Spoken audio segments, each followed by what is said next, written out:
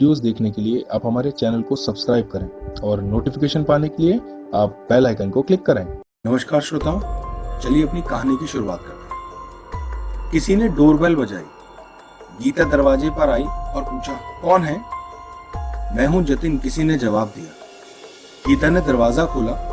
अरे जतिन, कैसे हो, अंदर आओ, गीता ने कहा। गीता और जतिन कॉलेज में पढ़ते हैं और 2 साल से फ्रेंड्स हैं। जतिन गीता को पागलों की तरह चाहता है और वो गीता के लिए कुछ भी कर सकता है, लेकिन एक गरीब घर का होने के कारण वो गीता को प्रपोज करने से डरता है। गीता के दिल में क्या है ये जतिन को नहीं पता। जतिन बोला, गीता मैं अच्छा हूँ, तुम मेरे बैग को उठाने में मदद करोगी? गीता बोली, इतना बड़ा बैग, इसमें क्या है?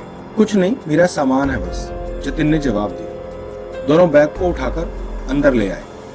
जतिन, तुम यहाँ बैठो, मैं तुम्हारे लिए पानी लेकर आती हूँ। ये बोलते हुए गीता अंदर चली गई। गीता पानी लेकर आती है। गीता, क्या तुम मेरी थोड़ी मदद कर सकती हो?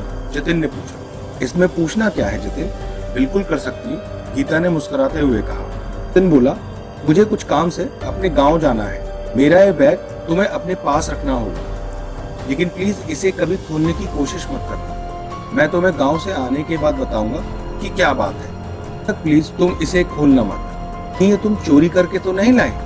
गीता ने मजाक करते हुए कहा।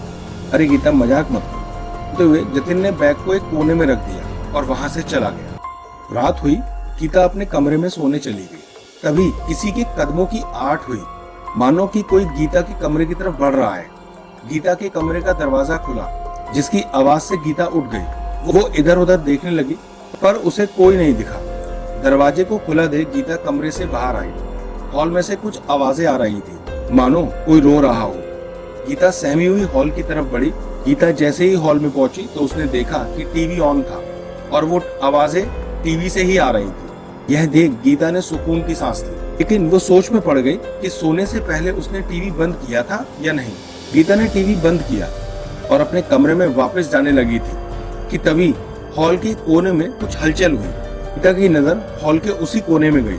उसने देखा कि उस अंधेरे कोने में कोई खड़ा उसे घूर रहा है। गीता डर से कांपने लगी और जल्दी से लाइट ऑन कर दी और उसने देखा कि अब कोने में कोई नहीं था, बस जतिन का बैग वहां रखा हुआ था। यह देख गीता को अचंभा हुआ। उसको जतिन के उस बैग पर शक था। वो बैग खोलकर देखने के लिए आगे बढ़ी, लेकिन उसे जतिन की बात याद आ गई, इस बैग को कभी मत खोलना। गीता को जतिन पर शक हुआ। उसने बैग को खोलना चाहा, पर बैग पर ताला लगा हुआ था। तो गीता वापस कमरे में चली गई। अगले दिन तक कॉलेज से वापस लौटी। उसने देखा कि उसके घर का दरवाजा खुला हुआ है। गीता घबरा गई और उसने अंदर जाकर देखा तो गौतम सोफे पर बैठा हुआ था। गौतम गीता का पड़ोसी है और दोनों एक दूसरे से प्यार भी करते हैं, लेकिन ये बात गीता ने जतिन को कभी बताई नहीं। गीता ने पूछा, अरे गौतम, तुम कब आए और तुम्हें घर की चाबी कैसे मिली? गौतम कुछ नहीं बोला, वो बस सोफे पर बैठा रहा और गीता को घूरे जा रहा था। गीता उसके पास आई और बोली, तुम ठीक तो हो? हाँ, मैं बिल्कुल ठीक हूँ, गौतम ने मुस्कुरा कर कहा। पर तो लॉक था, तुम अंदर कैसे आई? गीता ने पूछा।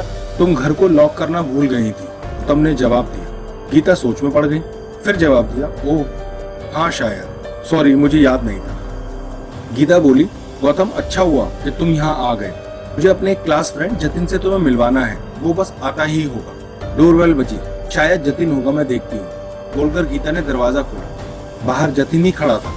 जतिन, तुम सही समय पर आए हो, तुम्हें किसी से मिलवाना है, अंदर आ जाओ, गीता बोली। जतिन, ये गौतम है, मेरा बॉयफ्रेंड, हम दोनों 2 महीने से रिलेशनशिप में हैं। मैं ये बात तुम्हें बताना चाहती थी, लेकिन कभी मौका ही नहीं मिला। जतिन ने जैसे ही गौतम को देखा वो घबरा गया और डर के मारे कांपने लगा। क्या हुआ जतिन? ये मेरा बॉयफ्रेंड है, गौतम। जतिन ने कोई जवाब नहीं दिया, वो बस चुपचाप खड़ा रहा, जैसे उसे कोई सांप सूंघ गया हो। बोलो जतिन, क्या हुआ? गौतम ने हंसते हुए पूछा। यह नहीं हो सकता, तुम तो मर चुके हो, जतिन ने गौतम से कहा। यह क्या तुम बोल रहे हो जतिन? गीता बोली। हाँ गीता, मैं सच कह रहा हूँ, मैं तुम्हें सब कुछ बताता हूँ। जतिन बोला, गीता, मैं तुम्हें प्यार करता हूँ और तुमसे शादी करना चाहता हूँ, लेकिन मेरे पास इतने पैसे कभी हुए ही नहीं कि मैं तुम्हें खुश रख पाता। मुझे लगता है कि मैं कितनी भी कोशिश कर लूं, पर मैं इतने पैसे कभी नहीं कमा पाऊंगा कि तुम्हें खुश रख सकूं। इसलिए मैंने चोरी करने का फैसला किया। मुझे एक अमीर आदमी का पता चला जिसने अपने घर में बहुत सारा काला धन छुपा रखा था। मैं उस आदमी के घर गया मैंने पैसे चुराए और एक बड़े से बैग में भर लिया और पीछे के रास्ते से भाग निकला। लेकिन जब मैं वहां से भाग रहा था तो गौतम ने मुझे देख लिया और शोर मचा दिया। मैंने गौतम को डराने के लिए चाकू निकाला। हम दोनों में झड़प हो गई और गलती से चाकू गौतम को लग गया। वो जमीन पर गिर पड़ा। मैंने देखा कि गौतम मर चुका था। मैं डर के मारे वहां से भाग गया और सीधे तुम्हारे घर आ गया। जतिन बोला, गौतम, ये गौतम नहीं, उसकी आत्मा है। हाँ, मैं मर चुका हूँ, गौतम बोला। ये सुनकर गीता रो पड़ी। गौतम की आत्मा ने कहा, जतिन, तूने मुझे मारकर गीता से दूर तो जरूर कर दिया, लेकिन अब मैं तुझे भी इससे दूर कर दूंगा।